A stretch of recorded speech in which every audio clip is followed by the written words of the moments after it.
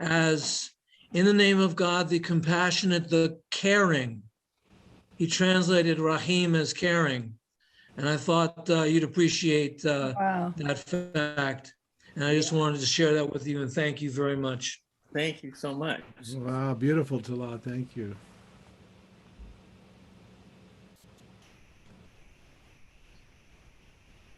But don't forget to just be aware and conscious while, if you're not talking, we're waiting for somebody to come up with something that basically we're meditating together also.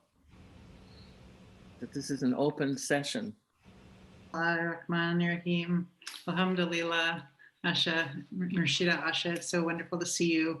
And thank you for coming today and being in the spotlight. And thank you to Mom, Pirani to Mom, for speaking with us today and for the practices. I loved hearing both of you. And I'm grateful to thank you, Pir Shabda, for being our peer. And thank you, everybody who's here today. My question is this. So when you talk about caring, and I appreciated what Khalifa shared too, and it's a piggyback on that, what Khalifa had said. So when I feel like, and I know Pir Shabda's talked about Velcro, right? We can have our Velcro out and something gets attached to it. So when I feel I get, my Velcro gets snagged, when I feel, my ego gets bruised or whatever, when I feel this reactivity starting to happen, right, in exchange with another, I am receiving the teaching today, and it has been a teaching I've been receiving, that compassion, karuna, caring, that's the key. So my question is, I'm going to keep on fanning the flames of my heart and of compassion and,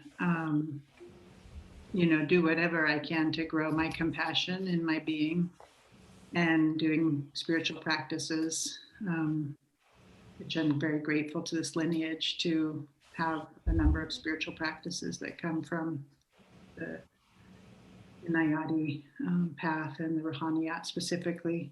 So when I'm doing the practices, then I can still have times where, in my everyday earthly life, right, where I get triggered, or, a lot of people call it that these days, but, where I have the reactivity. So the question is, in that moment, what do you advise? Is I'm thinking to put something on the breath is probably the thing to do, but I feel so like I'll feel like a shame kind of spiral too. If it's particularly like if I feel that I'm being directly criticized or attacked by another human verbally. Thank God, I'm just talking verbally, emotionally, psychically, energetically. But when that happens, what do you advise, for? Well, first of all, do nothing until you catch it. You don't do anything until you've actually caught this place and looked at it, looked at where you're feeling it and what you're feeling. What happens is we usually go directly to our frontal cortex and blame the other person. But actually, you're not going to change that other person. So you might as well get used to the fact that there are many people who are less conscious than you are. And so you've got to give up the idea that all these people who are acting that way are conscious, because usually they're not. Their reaction is stronger than yours, and basically they're blaming you for their sensations.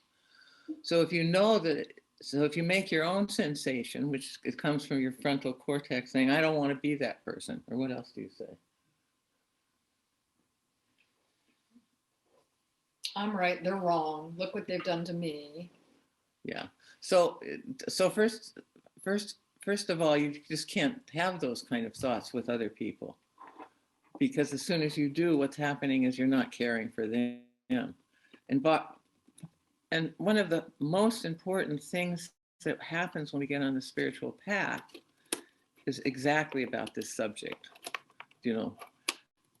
as long as we still have the other person as the faulty person, and basically they may have a completely different belief than you do, and it's backed up, you know, I mean, you could, after you get over your reaction, you can find out maybe why they think that way.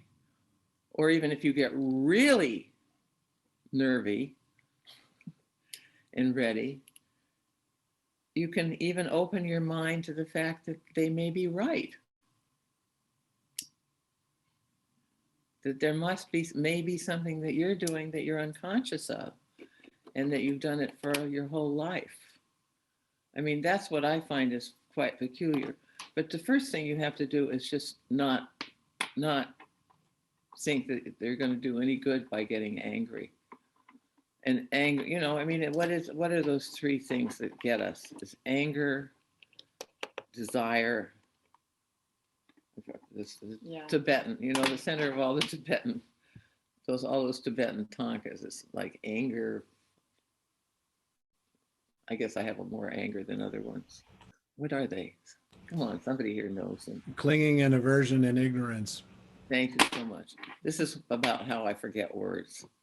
You know, this little place right back here in behind my eye.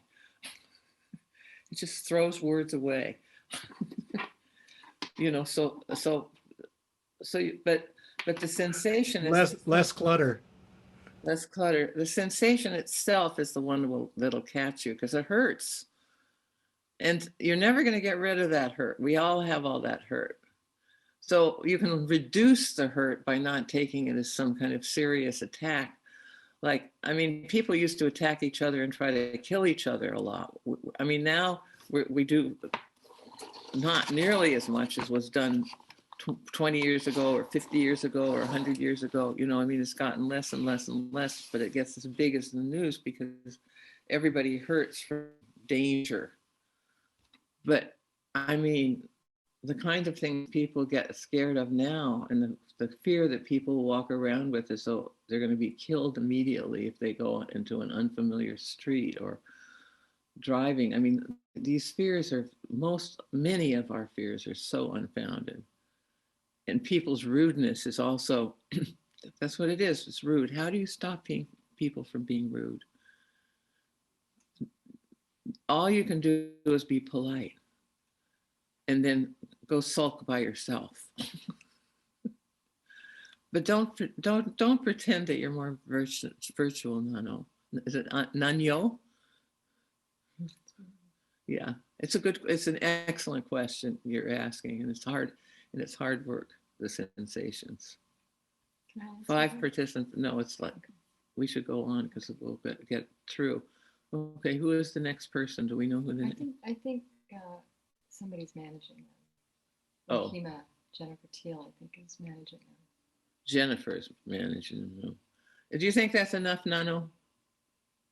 Yeah, okay, I thought so too. Kia ora, everyone. Kia ora, Asha.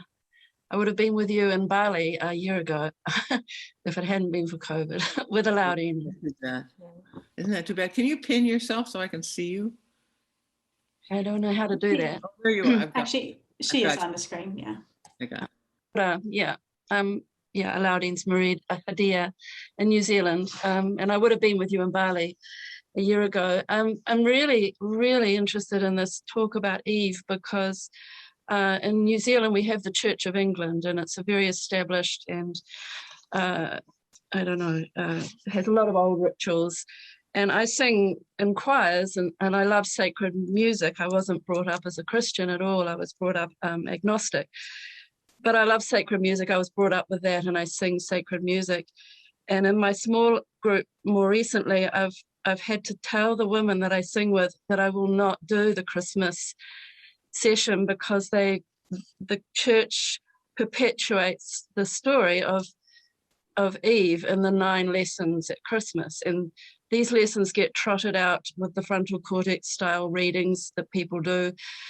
And I just cannot, I cannot tolerate it anymore. I think of the young women that are called in to sing solos, the Christmas carols and so forth, and they have to listen to the story of Eve being banished from the garden and suffering in childbirth and the snake you know, the lowest form of creature. And it's just, I feel very sad about this, that in some areas the church grows and evolves, and in other places it just perpetuates bigotry, what I call misogynistic gobbledygook.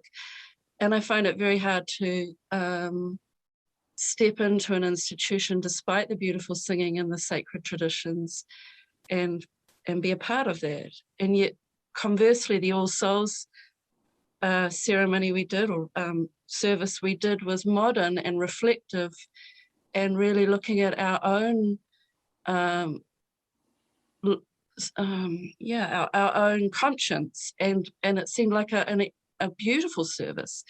So I guess I ask, it's like, you know, Eve Lives Matter or something like this, how I can make a difference without being reactive. I have to, I guess, just walk away from those invitations to sing, but it seems hard. It seems a challenge for me when I love to sing sacred music. What would happen if you asked the priest if you could tell that story that you just heard from Tamam? Yeah, I'd love to do that. Oh, maybe I'll share it. I'll share it. It is a wonderful story. It really is. It's very rich, and I would love. Thank you, Tamam, and maybe I'll get some references. We could have some references and really embody it. If you go online, you probably can and look up Eve and look up Jiddah, which is, you know, that'll give you that Eve and the history there. And also, if you have someone who has a Quran, I think there's stories in the Quran about them being forgiven. And I don't know anymore what chapters or what verses there are, but I think there is a reference to that too. So you can just do some research. Yeah. Thank you. Yeah. And there's one more story is from our Women's Night when we reclaimed Mary, mother of Isa, and we looked at the Islamic story of her holding the date tree and giving birth in the desert alone. I mean, for me, that was a revelation as well, a completely different version of the story. So thank you very much. Well, nothing's going to change unless we change it. It's not going to come from somewhere else. So if you're one of those people who's thinking about it, do it. I was very happy to be invited to be here today because this is one of the things I've been thinking about so much. The other one is the soil in our country and in Europe, you know, 5 feet down, how we've just wrecked most of the soil in our land. And what can we do about it? That's my other major story going on right now. So who's any more? There were 5 people, I think. Rahima. If you put yourself in speaker view, Latifa, then Asha can see the person who's on the screen with her. Right. You must be in gallery view. So there you go. Okay. Hi, it's me. Asha, when you were doing the zikr, I heard Nuruddin in your voice. I hadn't heard that in so long. I mean, I actually had an image of when I first met Nuruddin on the Mountains of Olives in the 70s. I mean, just being reminded of the presence of that zikr. And so I hadn't really ever asked you this, but how have you integrated or assimilated his understanding of Islam, which was so difficult for so many, with your own relationship to how that emerged in you? Well, I hate to say it, but I realized after he died that I never knew Nuruddin. I was married to Steve Durkee, who I started Lama Foundation with. And when he married my sister-in-law, he became Nuruddin, and he also became a fundamentalist Muslim, and he would move through that. He had kind of 2 personalities, and he would move into that. And we never lost our deep relationship, but I've never been able to argue with people. I didn't, that I felt like we had such a different expression of what God is. I mean, it seems pointless because God is this big word, you know, and I think every individual has a different experience of what it is. So he became one of those people who also had a different experience of what mine was. And mine has changed over the years. It changes all, and it changed completely after they took this little, you know, less than an inch thing out of my head. Who can blame that? But I think it's a good question. Yeah, I mean, it's sort of connected with how do you welcome, like what Latifa was mentioning, how do you welcome that reactivity? Well, I stopped having reactivity. I mean, oh, well, this is not somebody I can talk about with this or look at it. There are people who I talk about religious beliefs because I'm really interested. Like I wanted to hear from Mom, because I knew she was carrying something that would help me dive further in to what I see as a kind of a truth, you know, which is for me a heavy word because I'm not sure it means anything, but for me what it means is that there's a vibrational field in which there is some kind of consciousness or awareness that is universal and everywhere. Or when Murshida Sam said it, I wouldn't have understood what he said in the kitchen when we saw that movie just now. I wouldn't have understood it before I had felt universal love coming through, not from me, the individual. You know, so I guess my view is to accept everything that's happening. And I would say well over 50% of people don't accept everything that's happening. Unless you accept everything that's happening and work on it, you know, if you can make judgments right and left, then it takes your whole mind up. And it seems like you had some kind of profound angelic or experience during or in the surgery that, you know, you were taken. It's almost like when people talk about having had a near-death experience and then coming back. That's the impression I have when I hear how profoundly it's affected you. Like the presence was there. Well, we'll see how long it lasts. I don't know. I'm great. Okay. I want to give room for others. Thank you.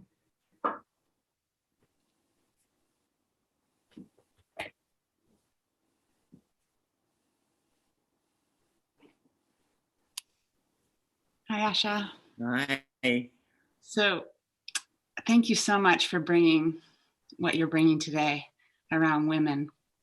I have two things that a few days ago I've been reading one of Natalie Goldberg's books, and it was one she read a long time ago, and it was so fun to recognize you in the book because she talks about talks about a heart opening she had that confused her, and she comes to Lama in her Volkswagen Beetle, and she writes, I parked, I followed the dirt path, and halfway up, a woman 6 feet tall, barefoot, wearing a long white robe, was coming in the opposite direction. And I know that was you. and she says, what do you, and this woman says, what are you doing here? She asked bluntly. I looked up, I clasped my hands to my breast. The Garden of Eden opened up in my heart, and I don't know what to do, I blurted out earnestly. You must find a practice to water that garden, she said without missing a beat.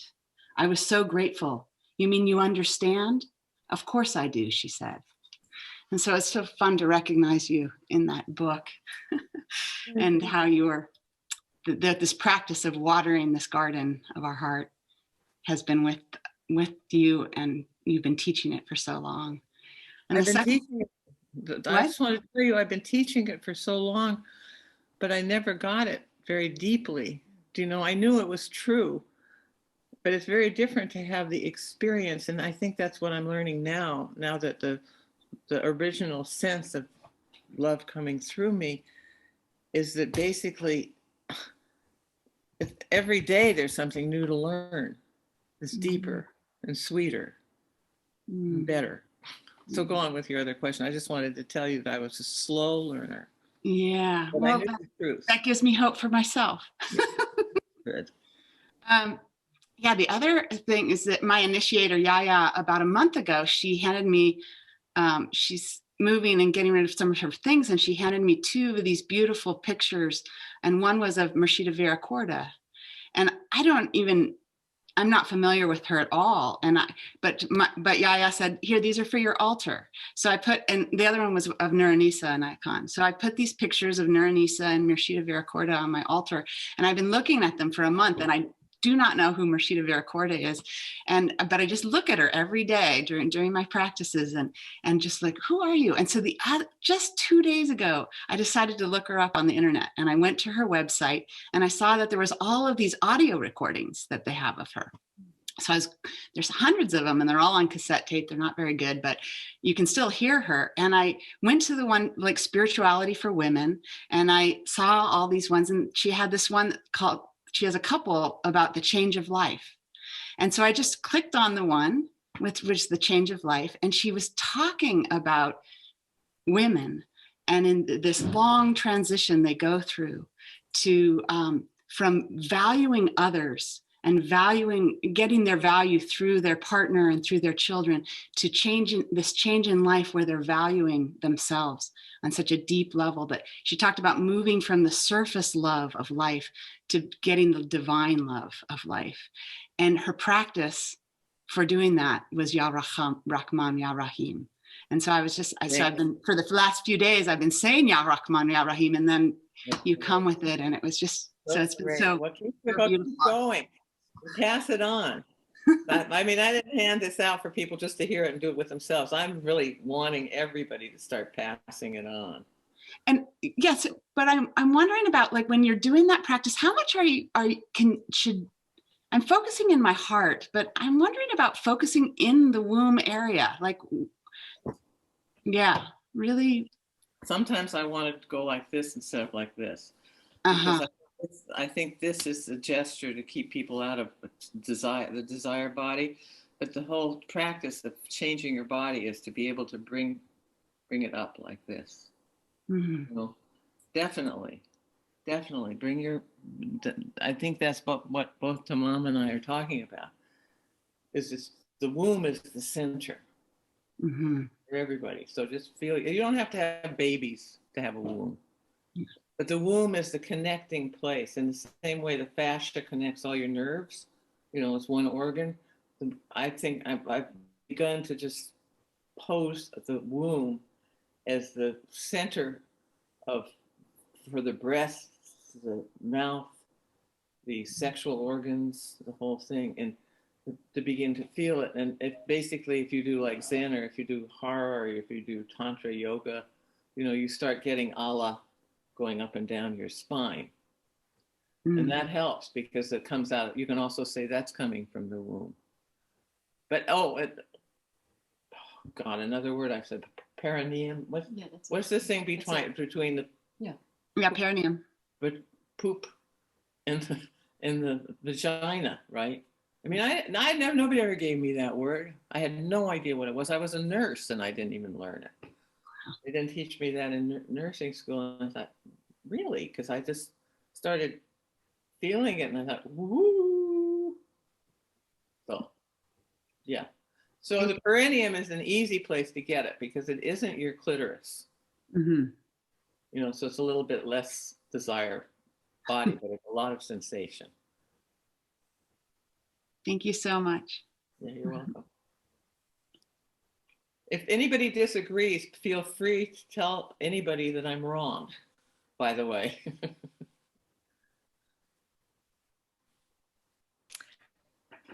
Hi, Asha. You know, one of the best things, maybe the best thing that you've taught me is you sent me a recording of the heart meditation.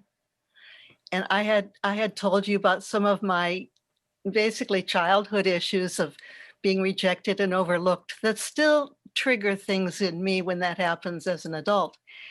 And after doing that meditation, even just 5 or 6 times, it made a world of difference in me. And I pull it out, and of course I went through cancer stuff in the fall. And every time I'd be sitting in a waiting room, I'd just start listening to it on my phone.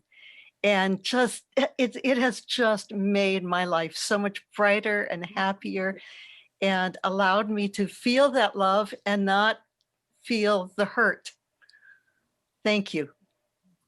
You're extremely welcome. Have you ever thought of like doing that on something like this, or on your once a month Tuesday thing, or making it available to other people? Send it to Latifa. Okay. Good idea. Latifa's, I don't do that stuff. Okay. So I send everything to Latifa, but I'm getting worse and worse and less interested. So anything you have that is of mine that you think is useful, you can, send it to Latifa and she'll do something with it. Okay. Yeah. Oh, very. Yeah. Thank you so much. Oh, you're welcome. I'm delighted. I'm done.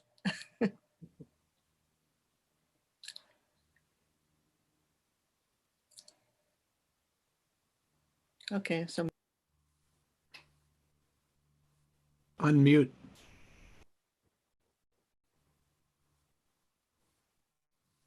Baraka, is that you? Yeah, just one moment. There's something with the timing. So I'm going to send you. You got it. Thank you. Okay, thank you. Hi, Asha. Hi, sweetie. So good to see you. And thank you also to Mom for what you shared. I've been doing so much work around our planet and about Gaia and Mother Earth. And so it's really touching in with my, the sense of Earth as mother and the womb of Earth. And the womb of Earth. What a nice phrase. Thank you.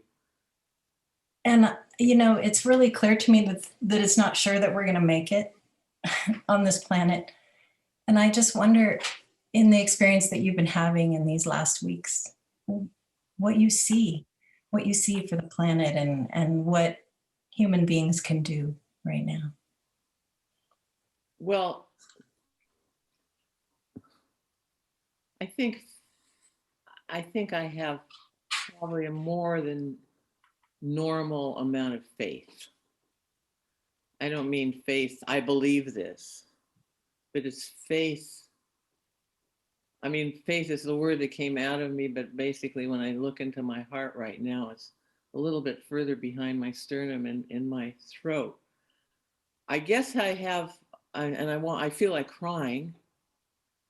So the womb of, when you said the womb of Earth, because I'm just thinking of not really the womb, I'm thinking much more as the surface of the Earth that we're part of, but that the soil is part of and the mycelium is part of, and how all of us can begin feeding it and buying things that have that background in them, buying more and more from people who are actually growing food, but who are also seeing the woods and the plains and the mountains, and everything is part of our beings, that we're connected. There's no lack of connection. And I think the only way that we're going to push it is by pushing it with people we know.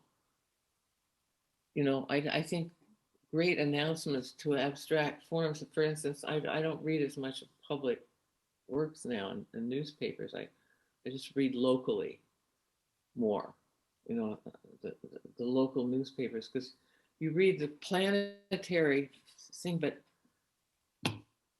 there's 8+ billion of us, and we're totally capable of taking care of it. Why are men's sperm counts going down? I suppose it's the lower, I'm not sure that humans have anything to do with population growth and shrinkage. Maybe this other awareness that's going on has to do it. But how to look at this without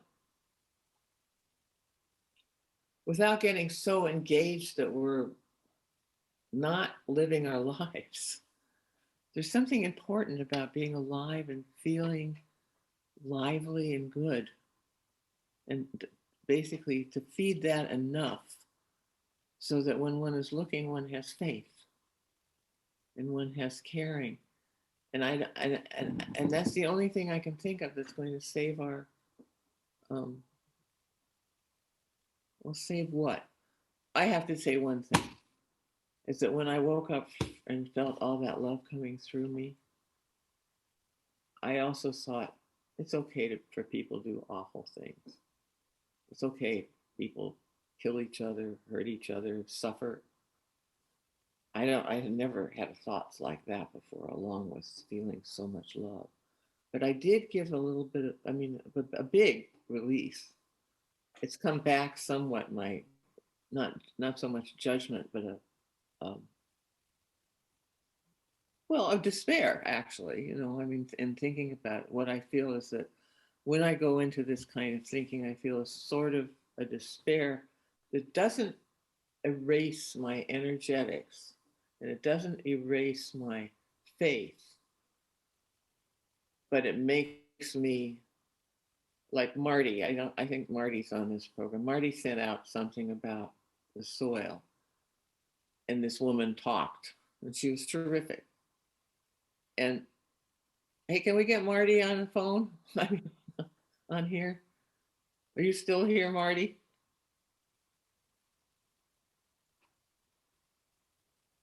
Yeah. Would you say a little bit to her about how you feel about this?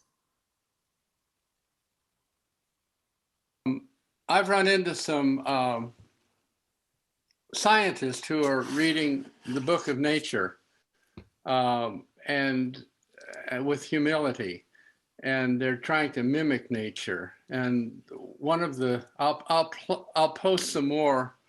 There's a kind of compost that you can make that puts more, it imitates the gut of those animals that used to roam the prairie. And they put their droppings on the ground and the dung beetles buried it, and that's what caused all the soil. But it was the microbes and the microbial distribution. And with all the additives we've been putting on the soil, one of these guys calls it moron.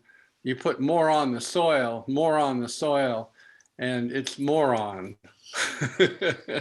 and so what we need to do is be humble and listen to nature and really try to read how it works. And with the microbes that have this quorum sensing behavior where they can, and certain numbers, and they come together, it's like when you do Zikr together and the whole place starts lighting up. There's a squid out in Hawaii that lights up when the microbes in the little light chamber all turn on at the same time.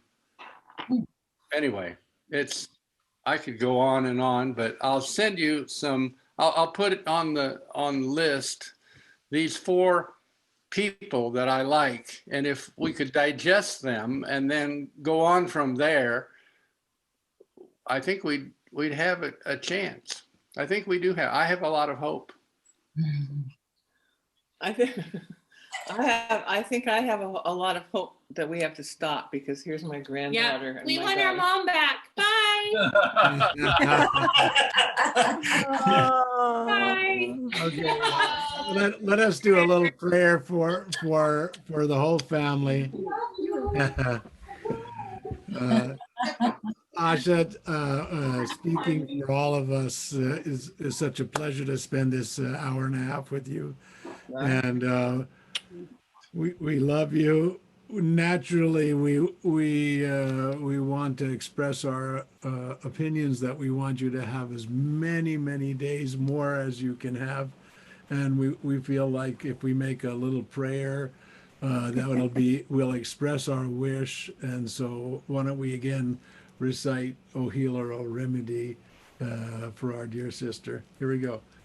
Ya Shafi, Ya Kafi, Ya Shafi, Ya Kafi, Ya Shafi, Ya Kafi.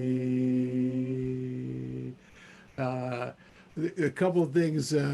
Murshida Vera, who was mentioned, her urs, the anniversary of her passing is April 7th in a few days.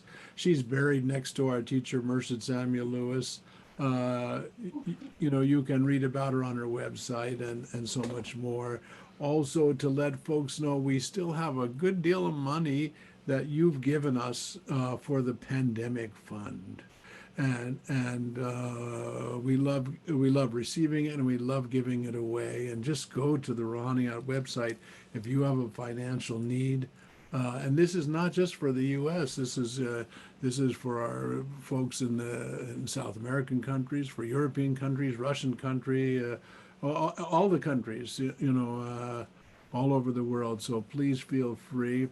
And if you put yourself in gallery view, we'll sing, and then on the last note, you can all unmute. We can all sing together. So, may all beings be well.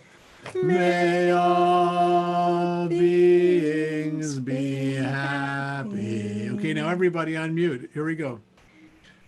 Peace.